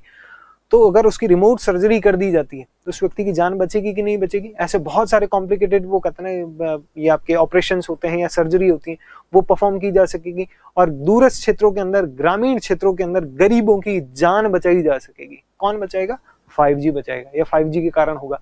और बात करते हैं इसके अंदर टेली एजुकेशन, ठीक है, 5G आएगा, 4G आए तो आपने देखा टेली एजुकेशन जो है कोरोना टाइम के अंदर, आप बहुत अच्छे से इस चीज को समझते हो, टेली एजुकेशन को कितना अच्छे तरीके से इंप्लीमेंट किया जा रहा है। और 5G आएगा तो और अच्छे तरीके से हो जाएगी चीजें, ठीक है। और इससे दूरस्थ क्षेत्रों तक, आपके जो रिमोट एरियाज हैं वहां तक भी एजुकेशन सर्विसेज प्रोवाइड करवाई जा सकेंगे। अब इस चीज को समझो, देखो सुदूर क्षेत्रों के अंदर जो बच्चा बैठा है, जो पढ़ना चाहता है, वो कैसे पढ़ पाएगा, वो टेली एजुकेशन के कारण पढ़ पाएगा, ठीक है। एक गरीब बच्चा है जो शहर आकर के जो एक्स्ट्रा खर्चे होते हैं कि वहां आकर के रहना, खाना, ये सब करना, वो अफोर्ड नहीं कर सकता, वो बच्चा भी वहां पर बैठ करके पढ़ पाएगा। समझ रहे हो उस चीज को, ठीक है। और तो और सबसे बड़ी चीज इसके अंदर इस चीज को समझना कि बालिकाओं के विकास, उनके सपनों के लिए बहुत बड़ी मददगार होगी टेलीकम्युनिकेशन टेक्नोलॉजी। 5G बहुत बड़ा वो कहते हैं हेल्पफुल फैक्टर होगा। जो हमारे यहाँ पर, आप आज मानो चाहे मत मानो, लेकिन आज भी पितृसत्तात्मक समाज है, ठीक है। कई बच्चियां ऐसी हैं जिनको ये प्रॉब्लम फेस करनी पड़ती है कि उनको घर वाले बाहर पढ़ने नहीं भेजते हैं या नहीं भेज पाते हैं, ठीक है। और कईयों की ये भी मेंटालिटी रहती है कि नहीं, कि अगर ये चली जाएगी तो घर का काम कौन करेगा, फलाना ढिमकाना, इस तरीके की चीजें, तो नहीं भेजते, तो वो उनके सपने मर जाते हैं, नहीं पढ़ पाती, वहां पर उनके पास में वो फैसिलिटी नहीं है। लेकिन टेली एजुकेशन के कारण क्या है, वो घर पर बैठ करके भी अपने सपनों को साकार कर सकती हैं, पढ़ाई कर सकती हैं, घर का काम भी कर लेंगी, घर वालों के सामने भी रह लेंगी, सब चीजें हैं, ठीक है। उनका भी मान, वो कहते हैं मर्यादा रहेगी, और उस बच्ची के भी सपने पूरे हो गए। और ये किसके कारण संभव हो पाएगा, 5G के कारण, टेली एजुकेशन के कारण। अगर 5G नहीं हो, 4G नहीं हो, तो वो पढ़ाई नहीं होगी, यानी कि उस बच्ची के सपनों को मरने दिया जाए, मरने दो उसको, वो कहते हैं उसका पिछड़ापन है वो झेलेगी, उसके सपने, वो कहते हैं उनके सपनों की कोई कीमत नहीं है, ठीक है। तो वो कौन संभव कर रहा है, 5G कर रहा है आपके। और बात करें तो 5G के कारण नए नए आपके गैजेट्स आएंगे, नए नए उपकरण बनाए जाएंगे, नेटवर्क वो कहते हैं स्टैब्लिश किया जाएगा, सब चीजें होगी, बहुत सारे आपके जो रोजगार हैं उनका सृजन होगा, एम्प्लॉयमेंट जनरेशन होगा। वो कहाँ, इतने भूखे लोग जो हैं या ये जो बेरोजगार लोग हैं उनको रोजगार मिलेगा, वो चीज कहाँ गई भाई, ये तो चीज आपने काउंट ही नहीं करी। और तो और जो आपका बेटर डिजास्टर मैनेजमेंट आप कर पाओगे, उसके कारण बहुत बड़े लेवल पर जान और माल का नुकसान जो है वो बचाया जा सकेगा। वो कौन देखेगा भाई, यहाँ पे आप बात कर रहे हो कि भाई साहब, और देखो आप कि भाई पेपरलेस जो वर्क होगा ऑफिस के अंदर, कॉर्पोरेट्स के अंदर, तो उससे क्या होगा, बहुत बड़े लेवल पर पेड़ों की कटाई रुकेगी, तो एनवायरनमेंट जो है वो बचेगा। तो आप यहाँ पर एनवायरनमेंट को बचाने की बात करते हो भाई जी कि भाई साहब ये जो रेडिएशन है इसके कारण एनवायरनमेंट को नुकसान पहुंचेगा, फलाना ढिमकाना, ऐसा हो जाएगा, वैसा हो जाएगा, हमारी हेल्थ को नुकसान पहुंच सकता है। अरे वो तो पहुंचेगा, तब पहुंचेगा, उसकी तो कोई भी आज तक प्रमाणिक स्टडी है ही नहीं। उससे पहले ये देख लो कि वो कितनी ज्यादा हेल्पफुल है, कितने लोगों की जान बचाने में वो सहायक होगी, ठीक है, कितनों के सपने जो है वो पूरे करने में सहायक होगी, कितने गरीबों को जो है अपने सपने पूरे करने के लिए या गरीबी से बाहर आने के अंदर मददगार होगी। लेकिन वो सब चीजें कहाँ हो जाती है, साइड हो जाती हैं। क्यों? क्योंकि वहां पर जब वो असेसमेंट करते हैं तो वो होलिस्टिक नहीं करते, वो एक तरफा बात करते हैं कि भाई साहब इससे कैंसर हो सकता है। कैंसर तो भाई साहब तुम किसी डॉक्टर के पास जाओ आप और कोई भी प्रॉब्लम लेकर के जाओ, 90% प्रॉब्लम के अंदर डॉक्टर यही बोलता है भाई साहब अगर अभी ध्यान नहीं दिया तो ये लास्ट में कैंसर बन जाएगा। हर चीज में बोलता है। तो क्या करें, जीना छोड़ दें? ऐसा नहीं होता है ना। ठीक है, तो आपको एक असेसमेंट जब भी आप करो, आपको होलिस्टिक असेसमेंट करना होगा, चीजों को जो है पूरी तरीके से आपको देखना होगा। ठीक है, चलिए नेक्स्ट हम बात करते हैं इसके अंदर तीसरा पॉइंट की। तो होता क्या है कि ये जो एनजीओ या एक्टिविस्ट होते हैं, ठीक है, कई बार ऐसा देखने को मिला है कि इनके द्वारा जो मुद्दे उठाए जाते हैं उनके पीछे जो इनका इंटेंशन होता है वो कई बार मलिशियस होता है। ठीक है, ऐसा होता है, हर बार नहीं होगा बट कई बार ऐसा देखा जाता है। तो इसीलिए हम उस फैक्टर की भी यहाँ पर बात कर लेते हैं। ठीक है, और जब तक कोई इस तरीके का पुख्ता प्रमाण हमारे को नहीं मिलता है या गवर्नमेंट को नहीं मिलता है तो हम किसी पर भी एक्यूजेशन भी नहीं करेंगे। बट क्योंकि हम इस तरीके के मुद्दे की बात कर रहे हैं तो इसलिए यहाँ पर अपन इस चीज को डिस्कस कर रहे हैं कि बहुत सारे एनजीओ या जो एक्टिविस्ट होते हैं उनको कई बार हम ऐसा पाते हैं कि उनके कई हिडन एजेंडा होते हैं।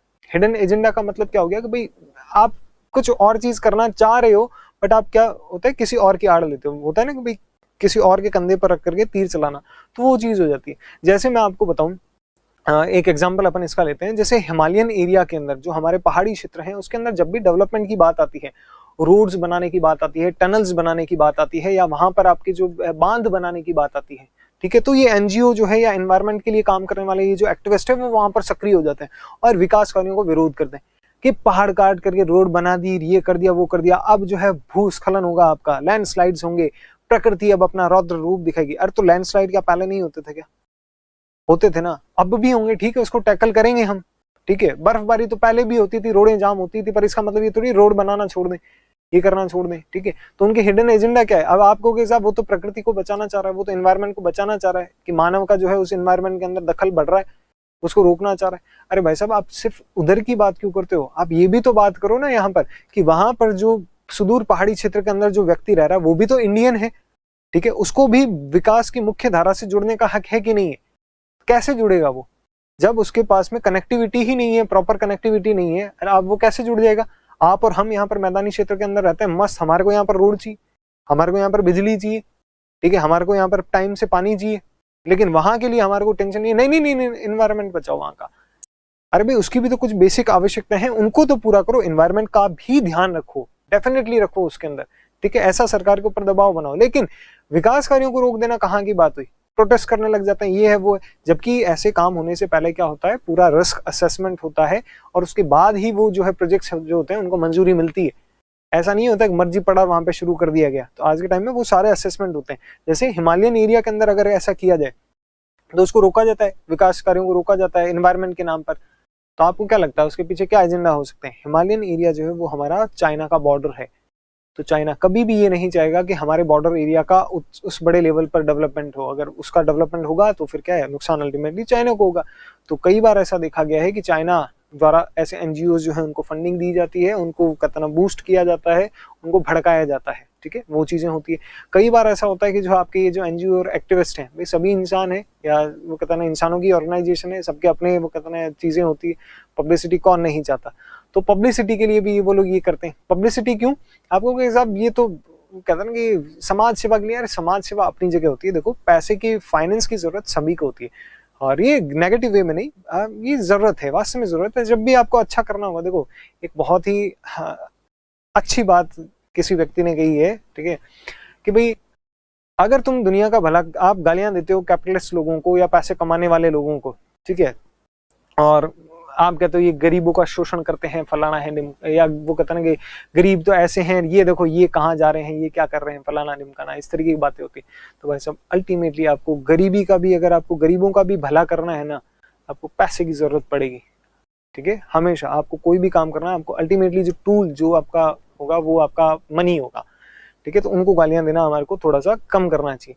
और पैसा जो है सबकी रिक्वायरमेंट होती है, एनजीओज की भी होती है, पब्लिक। अब पैसा उनको चाहिए, तो पैसा कब मिलेगा भाई? जब लोग बाग उनको जानेंगे, उनके काम को जानेंगे, तब उनको पैसा मिलेगा, ऑब्वियस सी बात है। ठीक है, तो काम को कैसे जानेंगे भाई? जब एनजीओ जो है अगर उसको सिर्फ लोकल लेवल पर लोग जानते हैं तो उनको फंडिंग सिर्फ लोकल लेवल पर होगी। अगर उनको स्टेट लेवल पर लोग बाग जानते हैं तो स्टेट लेवल से फंडिंग होगी, उनको स्टेट लेवल तक के लोग जो है फंड करेंगे। और अगर नेशनल लेवल पर अगर लोग बाग उनको जानते हैं तो पूरे देश से उनको जो है फंडिंग मिलेगी। और अगर इंटरनेशनल लेवल पर लोग जानते हैं तो इंटरनेशनल लेवल से भी उनको फंडिंग मिलेगी। तो अल्टीमेटली पब्लिसिटी मैटर करती है, ठीक है। तो पब्लिसिटी के लिए भी कई चीजें की जाती है और कि फंडिंग मिले। और कई बार पब्लिसिटी जो है वो इसलिए भी की जाती है ताकि अभी हम जिंदा हैं ये बताने के लिए, अपनी रेलेवेंस को साबित करने के लिए, ठीक है, उसके लिए भी की जाती है। इसका सबसे अच्छा एग्जांपल अभी आपके पीटा जो है, पीटा एक एनिमल्स के लिए एथिकल ट्रीटमेंट ऑफ एनिमल्स जो है उसके लिए काम करने वाला ऑर्गेनाइजेशन है इंटरनेशनल लेवल का। उसने अभी अमूल, जो हमारे यहाँ की अमूल डेयरी है, उसको बोला है भाई साहब तुम डेयरी मिल्क जो है इसको बनाना बंद कर दो। अरे पीटा कौन होता है? हमारे अमूल को बताने वाला कि तेरे को क्या करना है क्या नहीं करना है। और फनी चीज को समझना है कि वो ये बोलते हैं कि भाई ये डेयरी मिल्क जो है इसको बनाना प्रोड्यूस करना बंद कर दो और इसके बजाय आप वीगन मिल्क जो है वो बेचो। अब इससे हास्यास्पद बात हो ही नहीं सकती। डेयरी मिल्क जो होता है, डेयरी मिल्क बोलते हैं आपके जो गाय भैंस या ये जो भेड़ बकरी और ये जो आपके जंतु हैं इनसे जो आपको दूध प्राप्त होता है इसको बोलते हैं डेयरी मिल्क। वीगन मिल्क जो बोलते हैं वो आपके वेजिटेबल या ये जो आपके पेड़ पौधे होते हैं इनसे जो आपको दूध प्राप्त होता है। इनसे दूध का मतलब क्या है? इनसे दूध नहीं होता है, वो बेसिकली इनसे जो भी आपको लिक्विड प्राप्त होता है, जैसे कोकोनट होता है, कोकोनट के अंदर, नारियल के अंदर जो पानी होता है वो क्या है? वो एक तरीके से वीगन मिल्क है।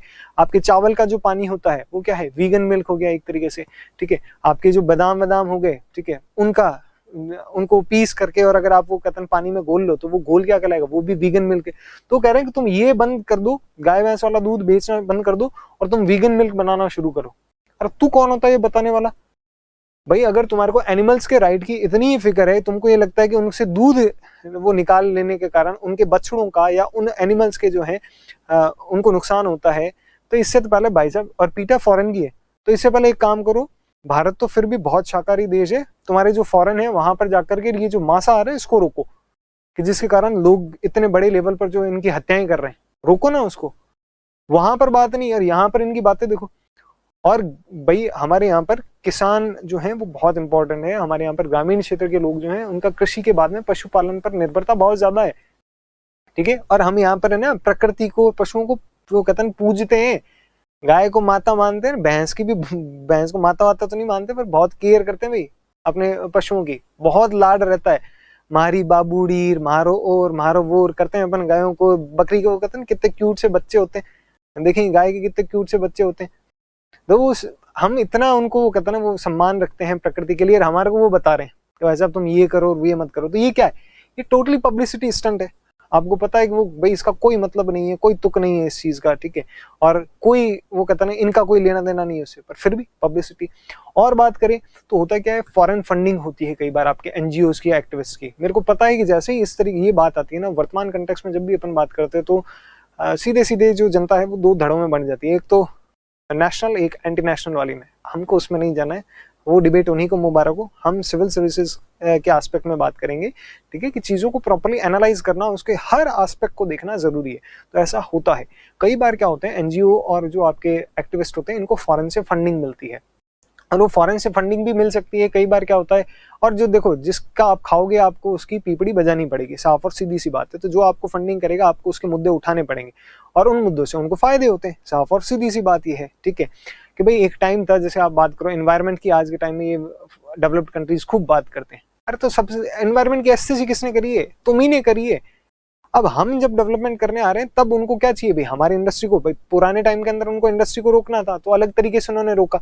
अंग्रेजों ने पहले क्या किया था, हमारे जो यहाँ की इंडस्ट्री थी, जो आपकी टेक्सटाइल इंडस्ट्रीज को रोकने के लिए उन्होंने क्या किया था, बहुत सारे आयात शुल्क और निर्यात शुल्क और ये वो सब लगा दिए थे, उसके ऊपर इम्पोर्ट एक्सपोर्ट ड्यूटीज लगा दी थी, बढ़ा दी थी भयंकर तरीके से। तब ये टूल उन्होंने यूज किया था हमारे उद्योगों को नष्ट करने के लिए। आज के टाइम में वो क्या यूज करते हैं कि भाई साहब इसके अंदर एनवायरमेंट को नुकसान पहुंचाया गया, एनवायरमेंटल इश्यूज को, बाल श्रम को, इनको जबरदस्ती वो घुसेड़ देते हैं इसके अंदर। तो माध्यम बदल गए हैं, इंटेंशंस नहीं बदली है आज भी। तो हमारे देश को, हमारी गवर्नमेंट को उन चीजों को समझना होता है, ठीक है, इस चीज को ध्यान रखना। तो कई बार विदेशियों से फंडिंग मिलती है, कई बार क्या होता है एनजीओ जिस देश का होता है, ठीक है, तो वो उनके मुद्दे या ऐसे मुद्दे जो उनको हित पहुंचाते हों उन मुद्दों को उठाते हैं। और क्या है कि जब हम इंडिया और ऐसे मुद्दे उठाने के अंदर वो क्या करते हैं, वो लोकल कोई एक्टिविस्ट है उसको या फिर वहां के सेलिब्रिटी को एज ए टूल यूज करते हैं, ठीक है, ताकि उसकी ऑथेंटिसिटी बढ़े, ताकि उसकी रीच बढ़े। समझिए चीज को। अब जूही चावला ने ये बात करी है तो क्या होगा, पूरा देश सुनेगा, समझ रहे हो। वही मैं करता तो वो कहता ना मुश्किल से आप लोग सुनते हैं कि 10-15 लोग मेरे जानकार जो हैं वो सुनते हैं, पर जूही चावला बोलेंगी तो पूरा देश सुनेगा और हो सकता है इंटरनेशनल लेवल पर भी इस बात को बढ़ाया जाए। और अगर आपको लगता है कि नहीं नहीं ऐसा नहीं होता है, एनजीओ के ऊपर ये बेकार के आरोप लगते हैं, ऐसा होता है वैसा होता है, ठीक है, क्यों? क्योंकि आप हो सकता है आप ये सोचते हो कि नहीं नहीं वो कहता है ना इंडिया के अंदर तो अभी माहौल ही ऐसा बन रखा है कि जो भी बात करता है ना गवर्नमेंट के अगेंस्ट या ऐसा वैसा तो उसको एंटी नेशनल घोषित कर दिया जाता है, फॉरेन फंडेड घोषित कर दिया जाता है। तो एक काम करो, आप इसको, अपन किसी के फेवर या अगेंस्ट की बात नहीं करें, हम इस एस्पेक्ट की बात करें, ठीक है। तो एक काम करो, आप एक बार इस चीज को सोच के देखो कि जब बलूचिस्तान की बात आती है, ठीक है, या पाकिस्तान की जब बात आती है, तो क्या आपको लगता है क्या कि इंडिया जो है या इंडिया के जो एनजीओ या इंडिया जिन एनजीओज को या ऐसे इंस्टीट्यूट्स को जो ऐसी रिपोर्ट्स निकालते हैं, क्या इंडिया उनके पीछे लॉबिंग नहीं करता होगा? क्या इंडिया जो है उनको फंडिंग नहीं करता होगा? और अगर इंडिया ऐसे फंडिंग करता है तो वो क्या करते हैं? उनकी पीपड़ी बजाते हैं, इंडिया की पीपड़ी बजाते हैं, पाकिस्तान की धज्जियां उड़ा रखी है हमने वर्ल्ड कम्युनिटी के अंदर, ठीक है। तो थोड़ा सा दोनों एस्पेक्ट से सोच के देखो, तो ये सारी चीजें जो है ये इनके अंदर होती हैं भाई, आपके जो भी इस तरीके के मुद्दे उठ करके आते हैं, ठीक है। चलिए, तो कुल मिलाकर के हमने जो समीक्षा थी वो तो कर ली कि भाई जो मुद्दा था वो हमने देखा कि मुद्दे के अंदर क्या बातें करी गई, और उसके अंदर जो लॉजिक्स दिए गए हैं बेसिकली देखो उसके अंदर अभी तक जितनी स्टडी हुई है, जितना टेक्निकल नॉलेज कह सकते हो, जो भी चीजें हैं उनके बेसिस पर वो बिल्कुल बेसलेस साबित होते हैं कि भाई ऐसी कोई दिक्कत एज सच अभी तक नहीं है। और लॉन्ग टर्म के अंदर क्या होगा ये हमेशा लॉन्ग टर्म में ही पता चलता है। ये जो स्टडीज हमने बात करी यहाँ पर WHO द्वारा और ये जो आपके कैंसर इंस्टीट्यूट द्वारा, ये सब जो है ये 10 से 13 साल तक जो कंटिन्यूसली जिन्होंने सेल फोन्स यूज किए हैं, जो है उन जो उनके कांटेक्ट में रहे हैं या उनके दायरे में रहे हैं, एक्सपोजर में रहे हैं, उन पर स्टडीज करी गई है। तो अब 13-15 साल ही हुए हैं ये मोबाइल वाला, ये जो सेलुलर वाला है, इसको वो कहते हैं बढ़िया तरीके से आए हुए, तो उन पर स्टडी की गई है और उनके ऊपर कोई भी इस तरीके के हार्मफुल इम्पैक्ट्स देखने को नहीं मिले हैं। तो अब जो लॉन्ग टर्म चीजें कि 40 साल बाद क्या होगा या 40 साल में क्या होगा, वो तो लॉन्ग टर्म में ही पता चलेगा ना, ऑब्वियस सी बात है, ठीक है। और अभी तक जितने हमने जो चीजें करी उसके आधार पर ये कहा जा सकता है कि कहीं से भी ये जो आरोप लगते हैं 5G के ऊपर, तो ये थोड़े से बेसलेस ही साबित होते हैं। तो फिर यहाँ पर सवाल ये उठता है, तो यानी कि इसका मतलब तो ये हो गया कि ये जो मुद्दा उठाया गया है ये पूरी तरीके से दिखावे का है, ठीक है। ये जो सेलेब्स द्वारा ये जो किया जा रहा है ये सारा का सारा पब्लिसिटी स्टंट है, और जो विदेशी कंपनियां हैं वो भारत की कंपनियों या फिर जो भारत के हित हैं, ठीक है, उन्हीं की एसेसी करने के लिए ही ये सारा का सारा काम कर रही है विदेशी कंपनियां। जैसे इसके अंदर ये भी एंगल आता है, ठीक है। हम सपोर्ट नहीं करते इन चीजों को कि भाई जब तक आपके पास कोई सॉलिड एविडेंस नहीं हो हम इस बारे में बात नहीं कर सकते, बट ठीक है वो एंगल तो है ही है, तो इस बारे में बात भी कीजिए कि भाई देखो 5G ट्रायल्स ऑलरेडी वर्ल्ड के अंदर जो आपके डेवलप्ड कंट्रीज है वहां पर शुरू हो चुके, और इवन यूरोपियन यूनियन ने तो 6G तक के ऊपर रिसर्च को शुरू कर दिया है, इस चीज को ध्यान करो। और 5G ट्रायल्स में वो बहुत आगे हैं इंडिया से। अब इंडिया 5G के अंदर आगे बढ़ना चाह रहा है। अब यहाँ पर दो एंगल फिर से आते हैं कि भाई इंडिया की जो कंपनियां हैं, जियो हो गया आपका, भारतीय एयरटेल हो गया और वोडाफोन आइडिया जो है, ठीक है, ये इंडिया के अंदर ये 3 कंपनियां 5G के ट्रायल कर रही हैं। अब ये ट्रायल करेंगी तो धीरे धीरे ये यहाँ का मार्केट कैप्चर कर लेंगे, और उसके बाद में ये कंपनियां जो है ये उन डेवलप्ड कंट्रीज की कंपनियों को अफ्रीका में या जो थर्ड वर्ल्ड के कंट्रीज हैं वहां पर टक्कर देंगी, ठीक है। यहाँ पे करने के बाद वो वहां पर भी जाएंगी, वहां पर उनको टक्कर देंगी, ठीक है।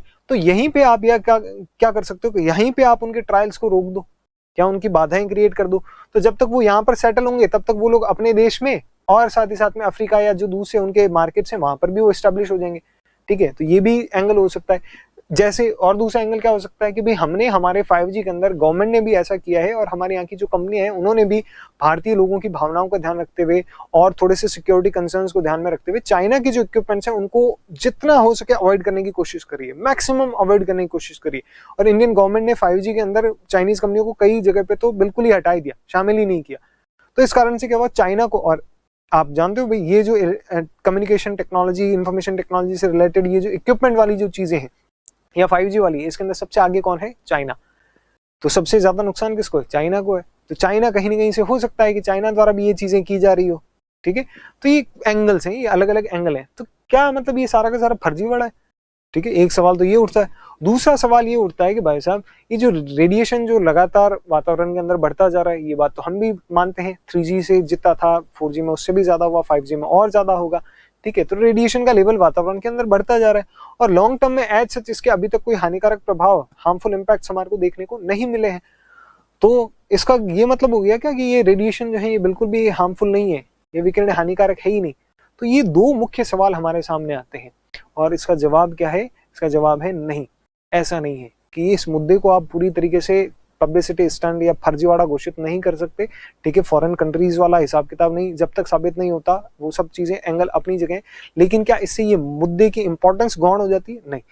ठीक है, साथ ही साथ में जो अभी तक स्टडीज हुई हैं, ठीक है, उनके आधार पर क्या पुख्ता ये कहा जा सकता है या भाई साहब ये है या ये नहीं है, हार्मफुल नहीं है बिल्कुल भी?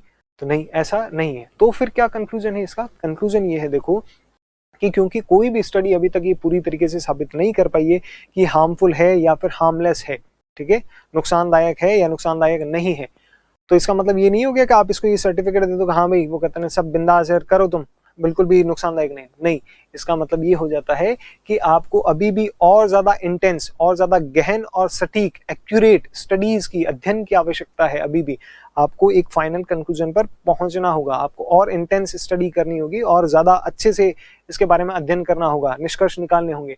ठीक है, और जब तक ऐसा नहीं होता तब तक हम ना तो इसको पूरी तरीके से हार्मफुल कह सकते हैं और ना ही हम इसको पूरी तरीके से हार्मलेस कह सकते हैं। समझ गए चीज को? ठीक है, तो पहली बात तो ये है। और दूसरी चीज ये है कि ये पब्लिसिटी स्टंट भी नहीं है। ठीक है, माना पब्लिसिटी स्टंट नहीं है, मुद्दा जो है अपने आप में होता है और हो सकता है पब्लिसिटी स्टंट भी वो अपनी जगह, लेकिन मुद्दा अपनी वो कहते हैं मुद्दा अपनी इंपॉर्टेंस रखता है। लेकिन साथ ही साथ में जो सेलिब्रिटीज हैं उनको भी इस चीज को समझना होगा कि उनकी भी वो पब्लिक फिगर है और उनकी भी कुछ जिम्मेदारी बनती है। तो वो जब भी ऐसे कोई मुद्दे उठाते हैं तो उनको पूरी जिम्मेदारी और पूरी जानकारी के साथ में वो मुद्दे उठाने चाहिए। अदरवाइज क्या होगा कि ऐसे आपने बहुत सारे ऐड देखे होंगे जिनके अंदर ये बातें होती है कि भाई साहब 10 दिन में पाए ट्यूबलाइट सा गोरापन, ठीक है, और ये हो जाए वो हो जाए, वो कहता ना तुम कुछ खा रहे हो पूरी दुनिया तुम्हारे कदमों में आ गई, इस तरीके की चीजें जो है, इस तरीके के ऐड चलते हैं खूब सारे।